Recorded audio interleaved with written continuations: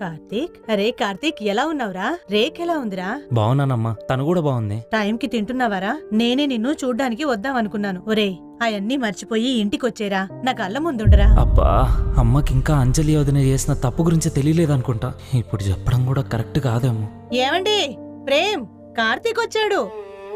కార్తీక్ అన్నా,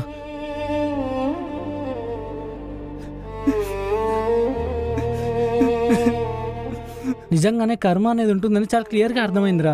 కళ్ళ ముందే కొడుకు బతుకుతాడో లేదనే భయంతో బతుకుతున్నాను. ఏం కాదన్నా, ఆపరేషన్ చేస్తే అన్ని సెట్ అయిపోతాయి.